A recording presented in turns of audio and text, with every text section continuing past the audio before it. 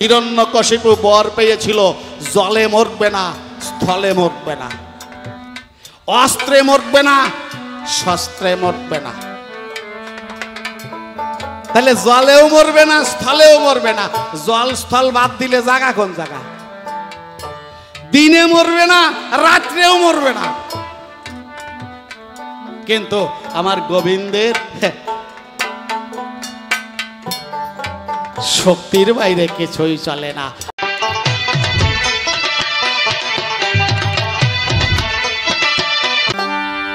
জয় জয় আত্মা শক্তি মহামায়া প্রীতি প্রেমানন্দ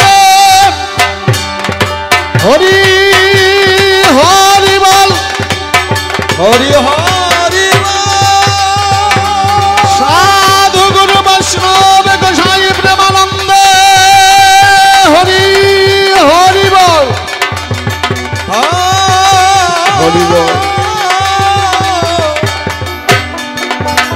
হরি বল,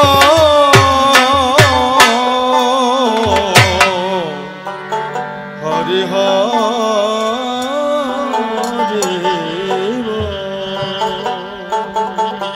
মানুষ কখন ভালো থাকে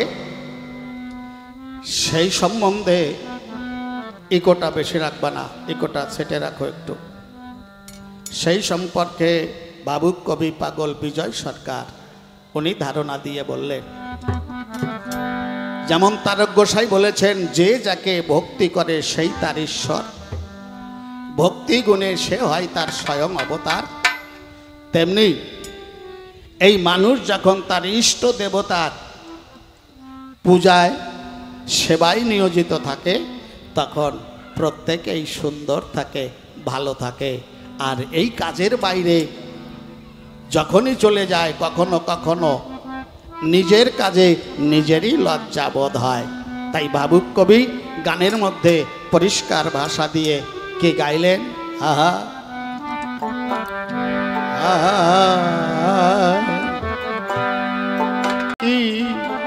ডাকি তখন কত ভালো লাগে আমারে, তোমার কাছে যখন থাকি হৃদয় ভরে তোমায় ডাকি, তখন কত ভালো লাগে আমারে। তোমার কাছে যখন থাকি হৃদয় ভরে তোমায় ডাকি, তখন কত ভালো লাগে আমারে।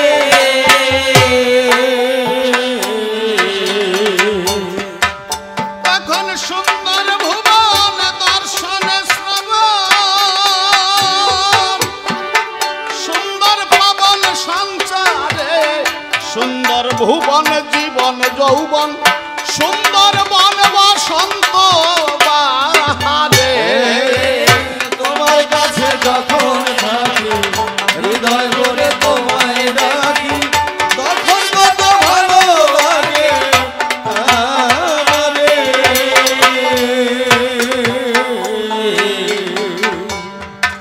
তখন সুন্দর ভুবন দর্শন শ্রবণ, সুন্দর পবন সঞ্চারে, সুন্দর ভুবন জীবন যৌবন, সুন্দর বন বসন্ত বাহারে।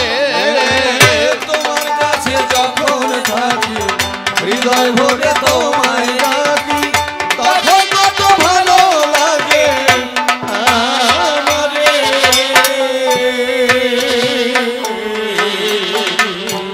তোমায় ছেড়ে যখন দূরে যাই,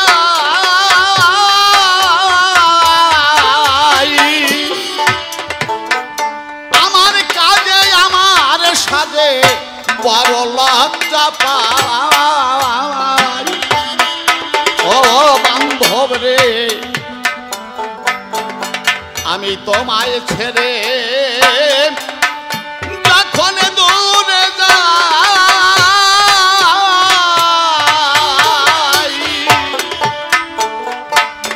তখন আমার কাজ বড় লজ্জা পাই। আমি কেমন করে এ মুখ দেখাই দেবতা তোমার ধারে, আমায় আমি আড়াল করে দাঁড়াই ওই মোহের আধারে। তোমার কাছে যখন থাকি হৃদয় ভরে তোমায় ডাকি, তখন কত ভালো লাগে আমারে।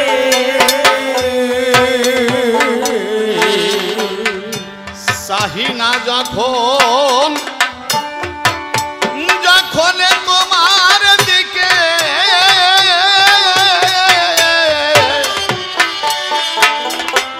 এই বিশ্ব জগৎ বিমুখ তখন আমার মুখ দেখে। ও বান্ধব রে,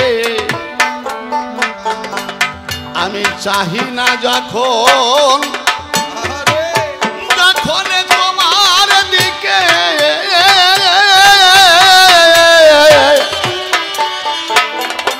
এই বিশ্ব জগৎ বিমুখ তখন আমার মুখ দেখে। তখন শুধায় না কেউ আমায় ডেকে, বঞ্চিত হই সবার দ্বারে, খালি হাতে ফেরে না কেউ দীনবন্ধু তোমার দুয়ারে। তোমার কাছে যখন থাকি হৃদয় ভরে তোমায় ডাকি, তখন কত ভালো লাগে আমারে।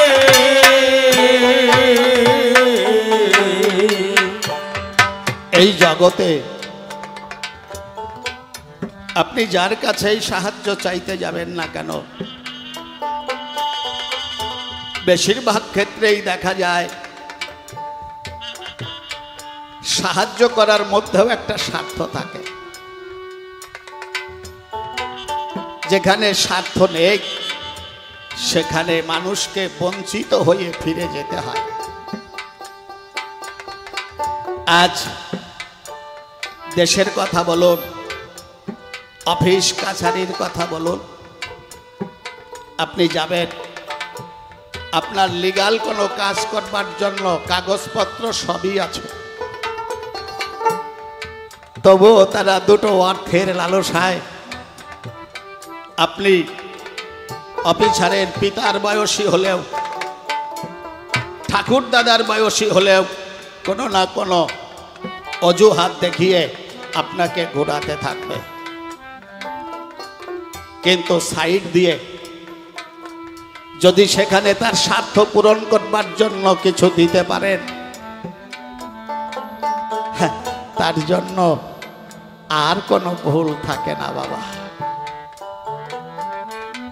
কিন্তু মানুষ বঞ্চিত করলেও যদি দীনবন্ধুর নামে কেউ হা কৃষ্ণ গোবিন্দ বলে, এক বিন্দু চোখের জল দিয়ে তাকে স্মরণ করে, তাহলে দীনবন্ধু সে কাউকে খালি হাতে ফেরায় না বাবা। যার কৃপায় অন্ধে দৃষ্টি শক্তি পায়, পঙ্গু হলে গিরি লঙ্ঘন করার শক্তি যোগায়, বোবার অধরে পাকস ঘুরে, তিনি কিছুই চান না, শুধুমাত্র একটু ভক্তির নয়ন গঙ্গা জলেই তিনি সন্তুষ্ট থাকেন। সেইটুকু পেলে তিনি কাউকে কখনোই খালি হাতে বঞ্চিত করে ফিরিয়ে দেন না। তাই তো কবি কি গাইলেন, ও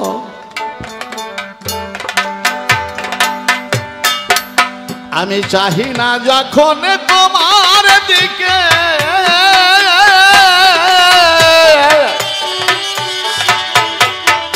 বিশ্ব জগৎ বিমুখ তখন আমার মুখ দেখে,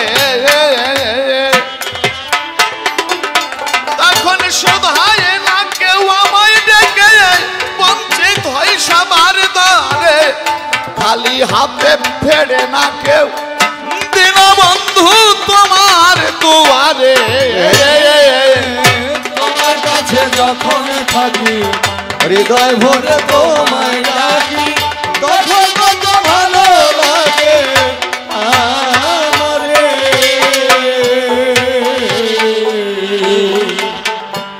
তুমি প্রভু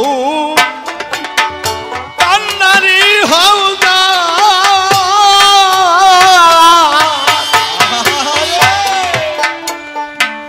দেখি জলের কুম্ভীর গুণ টানে দাও, বাঘে টানে দাও। ও বান্ধব রে, তুমি প্রভু কান্নারি হও না,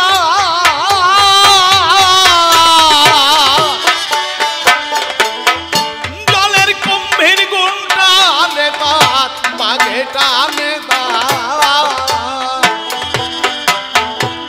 ও তার যেমন ফাগুন তেমনি আষাঢ়, ভয়কে ভাব মাথা রে, নামের বাদাম টেনে নৌকায় চলে যায় আনন্দ বাজারে।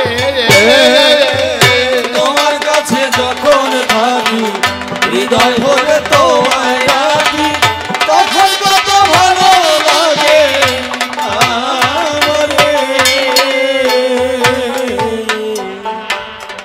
ভক্ত যদি ভক্তি অনুরাগে ভগবানকে স্মরণ করে, একবার যদি করুণা করে গোবিন্দ তার এই দেহতরীর কান্ডারি সেজে বসে, তাহলে তার আর কোনো ভয় থাকে না বাবা। হিরণ্যকশিপুর পুত্র প্রহ্লাদ কৃষ্ণ নাম সার করেছিল, কিন্তু হিরণ্যকশিপু উনি কৃষ্ণকে শত্রু মনে করতেন, কৃষ্ণ নাম করতেন না, তিনি মাতৃ পূজারী ছিলেন। কিন্তু প্রহ্লাদ জন্মের পরে যখন কথা বলতে শিখেছে, প্রথমেই কৃষ্ণ বলে কেঁদে উঠেছে। আর এই আদো আদো ভাবে যখন কৃষ্ণ কথা কয়, হিরণ্যকশিপু চিন্তা করেছে, এই ছোট্ট বালক এ এখনো ভালো মন্দ বোঝে না, কিন্তু আমার ঘরে যে কৃষ্ণ নাম করা চলবে না, তাই গুরুর কাছে পাঠিয়ে দিলেন যাতে তাকে কৃষ্ণ নাম ভোলানো যায়। গুরুদেব সান্ডামার্ক প্রহ্লাদের দায়িত্ব নিলেন, প্রহ্লাদের বাবাকে কথা দিলেন, আমি এই ছেলে যাতে কৃষ্ণ নাম ভুলে তার ব্যবস্থা করব। কিছুদিন পাঠ করালেন। একদিন গুরুদেব বললেন, প্রহ্লাদ বলো ক। প্রহ্লাদ কৃষ্ণ বলতে চোখের জলে ভাসতে লাগলো। গুরুদেব বলছে, আমি তোমাকে ক বলতে বলেছি, তুমি কৃষ্ণ বলে কাঁদছো কেন? প্রহ্লাদ বলছে, গুরুদেব আপনি বলছেন আমাকে বলতে, ও প্রহ্লাদ বলো ক, কিন্তু ওই ক অক্ষরটি আমাকে ডেকে বলছে, প্রহ্লাদ কৃষ্ণ কথা ক। জগতে যে কৃষ্ণ ছাড়া আর কোন মূল স্তম্ভ নেই, কৃষ্ণই সকলের নিয়ন্ত্রণ। তার ইচ্ছার বাইরে একটা ধূলিকণাও নড়াচড়া করে না। তাই তো কৃষ্ণ বলতে আমি নয়নের ধারায় ভাসতে থাকি। গুরুদেব বলছে, আচ্ছা প্রহ্লাদ তুমি নামটা পড়তে জানো? প্রহ্লাদ বলছে, কিছু কিছু জানি, তবে নয়ের ঘরের নামতাটা আমি সবচাইতে ভালো জানি। গুরুদেব বলছে, 1 2 3 4 5 6 7 8 এগুলো বাদ দিয়ে তুমি নয়ের ঘরের নামতাটা সবচাইতে ভালো বোঝো, জানো, কারণটা কি? প্রহ্লাদ বলছে, গুরুদেব এই নয়ের ঘরের নামটা থেকে আমি একটা মূল সূত্র খুঁজে পেয়েছি। এই নয়কে এক থেকে যত সংখ্যা আছে যদি আপনি সেই সংখ্যা দিয়ে গুণ করেন, যা গুণ ফল হবে, আবার ওগুলো যোগ করতে করতে দেখবেন এক সময় নয়ে এসে বিলীন হয়। তাতে বোঝা যায় এই জগতে একমাত্র কৃষ্ণ ছাড়া আর কিছু নয়, নয়, নয়। বলে কিরকম? প্রহ্লাদ বলছে, গুরুদেব শুনবেন, দেখেন, নয় একে নয়, আমার কৃষ্ণ ছাড়া নয়। নয় বেগুনে 18, একে 8, 18, 1 আর 8 যোগ করলে হয় 9, আমার কৃষ্ণ ছাড়া নয়। 3 নং 27, 2 এ 7, 27, 2 আর 7 যোগ করলে হয় 9, আমার কৃষ্ণ ছাড়া নয়।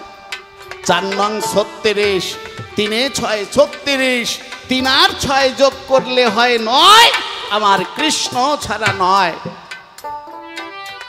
5 নং 45, 4 এ 5, 45, 4 আর 5 যোগ করলে হয় 9, আমার কৃষ্ণ ছাড়া নয়। 6 নং 54, 5 এ 4, 54, 5 আর 4 যোগ করলে হয় 9, আমার কৃষ্ণ ছাড়া নয়।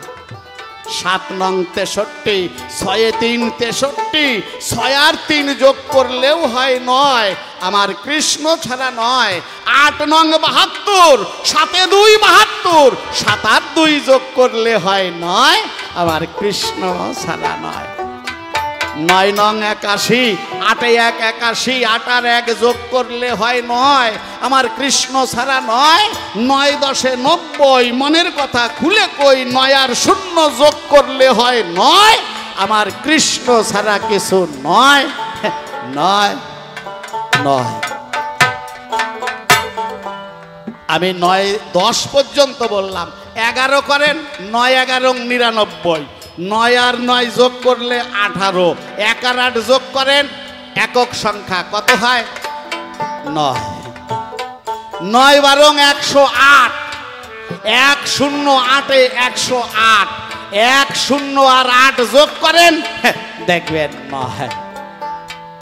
গুরুদেব কয় সাতা সারাতে যাই আর ওখানে জড়াইয়ে গেছে।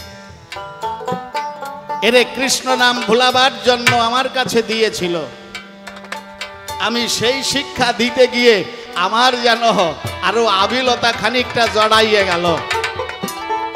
অন্তরে করলো বিবেচনা, এই ছেলেকে কৃষ্ণ নাম ভুলানো আমার পক্ষে কখনো সম্ভব না।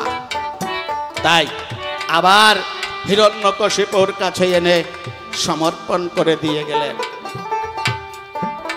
প্রহ্লাদের বাবা সবকিছু শুনে বুঝে চিন্তা করলেন, তাই এই ছেলেকে আমি মেরে ফেলতে চাই, কারণ ও যখন কৃষ্ণ নাম ভুলবে না। প্রহ্লাদ বলছে, বাবা তুমি যদি আমাকে মারতে মারতে মেরেও ফেলো, অন্তরে করো ধারণা এই কৃষ্ণ নাম আমার নারীর সঙ্গে জড়াইয়ে গেছে, আমার মন কৃষ্ণ কথা কখনোই ভুলতে পারবে না। তাই সিদ্ধান্ত নিল ছেলেটাকে বাঁচিয়ে রাখবে না। প্রহ্লাদের বাবা তার লোকজনে আদেশ দিল, কথা লোভী, একে পিঠ মোড়া দিয়ে হাত পা বেঁধে পর্বত শৃঙ্গ হতে সাগর সলিলে ফেলে দিবি। প্রহ্লাদকে পিঠ মোড়া করে বেঁধে যখন দস্যুগণ সাগরের বক্ষে ফেলে দিল, প্রহ্লাদ কৃষ্ণ কৃষ্ণ বলে, স্বয়ং কৃষ্ণ নীল দলে হয়ে সোলার নাই প্রহ্লাদকে অধৈ জলে প্রাণ রক্ষা করল। মরল না। প্রহ্লাদের বাবা পরামর্শ দিল, কথা লোভী,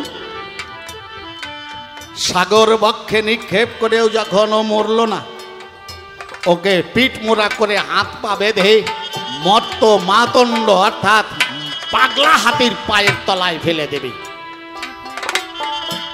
হাতিকে মদ খাওয়াইয়ে মাতাল করে নিল। আর বাবার পরামর্শে প্রহ্লাদকে হাত পা বেঁধে পাগলা হাতির সামনে ফেলে দিল। পাগলা হাতি ক্ষিপ্র গতিতে প্রহ্লাদের দিকে ধাবিত হলো। সবাই অন্তরে করলো বিবেচনা, হয়তো এবার পাগলা হাতিতে পাড়া দেবে, প্রহ্লাদ আর বাঁচতে পারবে না। কিন্তু সে যে কৃষ্ণ নামে আত্মসমর্পণ করেছে, স্বয়ং গোবিন্দ তার দেহ তরিতে কান্ডারি সেজে বসে আছে। পাগলা হাতি ছুটতে ছুটতে এসে ভক্তের সামনে দাঁড়িয়ে গেল। প্রহ্লাদ কৃষ্ণ কৃষ্ণ কৃষ্ণ বলে ভাসে সদা দুই নয়নের জলে। পাগলা হস্তি শূন্য দিয়ে কৃষ্ণ ভক্তের গন্ধ পেয়ে শুন্ডে জড়াইয়ে মস্তকে ধরে নৃত্য আরম্ভ করে দিল। অবাক হয়ে গেল হিরণ্যকশিপু। পাগলা হাতি শুন্ডে জড়াইয়ে তাকে এমনি ভাবে নৃত্য করতে লাগলো, মরল না। লোকজন ডেকে দিল পরামর্শ, এই বাজার থেকে কিনে নিয়ে আয় কটু বিষ। অন্তরে আছে ভাবো, এই দুষ্ট ছেলেকে বিষ খাওয়াইয়ে আমি জন্মের মতো মেরে ফেলব। যখন কটু বিষ ক্রয় করে নিয়ে এলো, বাটিতে ভরে প্রহ্লাদের করে তুলে দিয়ে বাবা বলল, কথা লবি,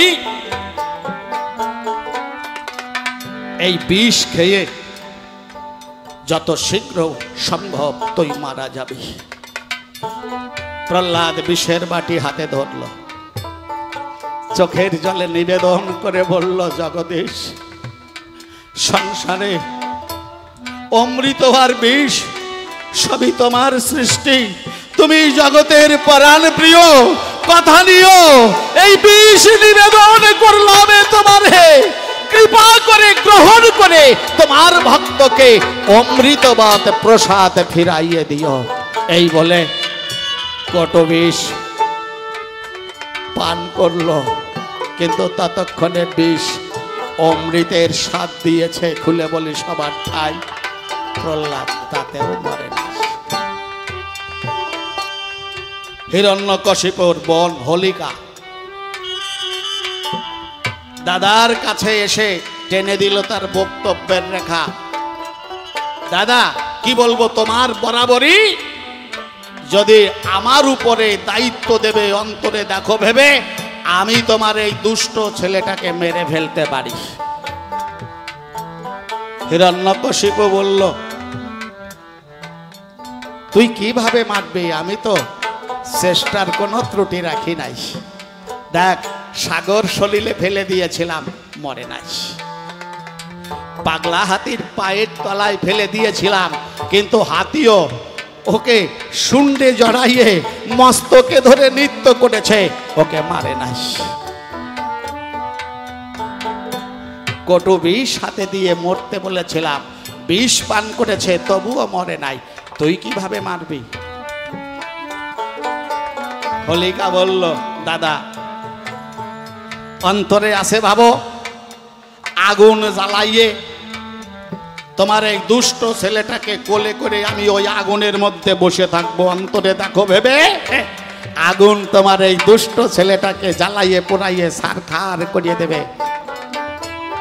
হিরণ্যকশিপু করেছে বর্ণনা, তুই যে আমার ছেলেকে কোলে করে আগুনের মধ্যে বসে থাকবি, আমার ছেলে মারা যাবে, তুই মরবি না। হোলিকা করেছে বর্ণনা, না দাদা, আমি মরব না। কেন, তোর কি আছে?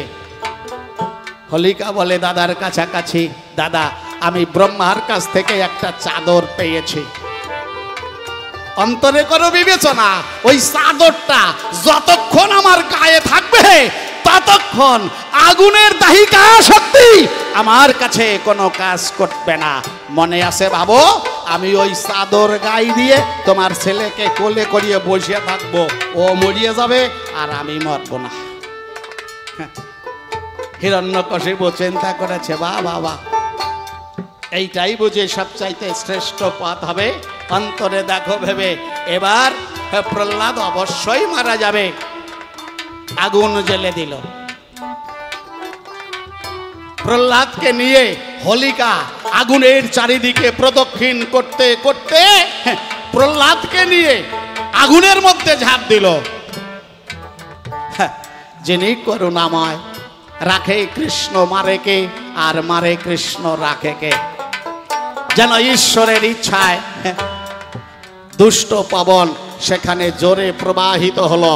যে চাদরটা ছিল হোলিকার শরীরে, বসে শুনুন নারী নরে, ওই চাদরটা হোলিকার থেকে ছিনাইয়ে নিয়ে ভক্ত প্রহ্লাদের অঙ্গে জড়াইয়ে দিল। আগুনের মধ্যে প্রবেশ করে প্রহ্লাদ বেঁচে গেল, আর হোলিকা চিরতরে মারা গেল। শেষ পর্যন্ত প্রহ্লাদের বাবা হিরণ্যকশিপু প্রহ্লাদকে বলল, এই তোর হরি আছে কোথায় বলতে পারিস? প্রহ্লাদ ডেকে বলে, বাবা জলস্থল অনলে অনিলে ভক্তি ভাবে ডাকলে তারে সব জায়গাতে মেলে। রক্ত চক্ষু তুলে ফটিকের স্তম্ভ দেখাইয়ে বলল, এই ফটিকের স্তম্ভের ভেতরে তোর কৃষ্ণ আছে কিনা বল দেখি আমারে।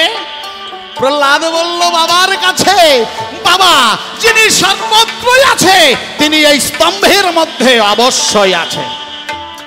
তাই দম্ভ ভরে স্তম্ভ পরে হিরণ্যকশিপু যখন পদাঘাত করিল, নরসিংহ রূপ ধরিয়া হিরণ্যকশিপুকে বক্ষ বিদীর্ণ করে শেষ লীলা শেষ করে দিল। কোথায় মারল? যে হিরণ্যকশিপু বর পেয়েছিল জলে মরবে না, স্থলে মরবে না, অস্ত্রে মরবে না, শস্ত্রে মরবে না, তাহলে জলেও মরবে না, স্থলেও মরবে না। জল স্থল বাদ দিলে জায়গা কোন জায়গা? দিনে মরবে না, রাত্রেও মরবে না। কিন্তু আমার গোবিন্দের শক্তির বাইরে কিছুই চলে না। আমরা যতই মনে করি আমরাই চালাক, মনের কথা খুলে কই, গোবিন্দই সমস্ত চালাকের চালাক। তার চাইতে বড় চালাক আমরা কেউ নই, তাই না বাবা? তাই হিরণ্যকশিপুকে কি করলো? নচ দিবা ন রজনী স্বয়ং সন্ধ্যাকালে হিরণ্যকে বধ করিল রেখে অরুর স্থলে। দেখেন, দিনেও না, রাত্রেও না, সন্ধ্যাবেলায়, ঘরেও না, বাইরেও না, ঘরের যে ছাঁচ থাকে ছাঁচের তলায়। নর দেবগন্ধর্ব কেউ নয়, অর্ধেক নর অর্ধেক পশু নরসিংহ রূপ ধারণ করলো। অস্ত্রে শস্ত্রে নয়, নখ দিয়ে বক্ষ বিদীর্ণ করে হিরণ্যকশিপুর শেষ লীলা সাঙ্গ করে দিল। তাই যদি একবার গোবিন্দকে কেউ কান্ডারি করতে পারে, তাহলে তার আর কখনো ভয় থাকে না। দরকার হলে জলের কুমির তার নৌকার গুণ টেনে পারি তুলে দেবে, জলের বাঘ, ডাঙার বাঘ সে দাঁত টেনে দেবে। তাই তো কবি কি গাইলেন, ও বান্ধব রে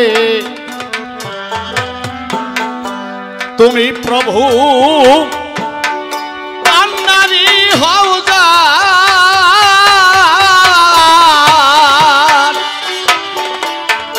জলের গম্ভীর গুণটা নেতা বাঘেটা নেতা।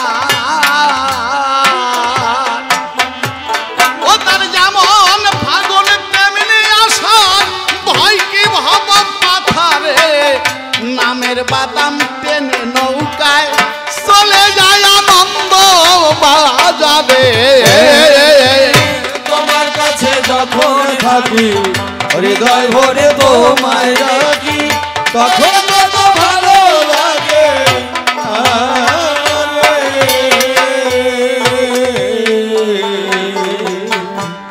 বিজয় বলে, হে পরাণ প্রিয়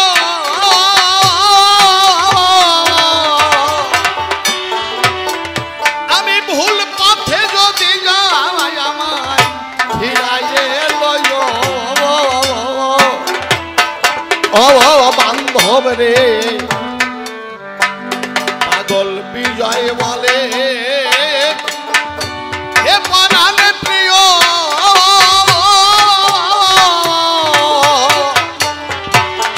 আমি ভুল পথে যদি যাই আমার ফিরাইয়ে লয় তোমার চরণ তলে বসতে দিও ভুলিও না আমারে জীবনে মরণে জানো আমি ভুলে না যাই তোমারে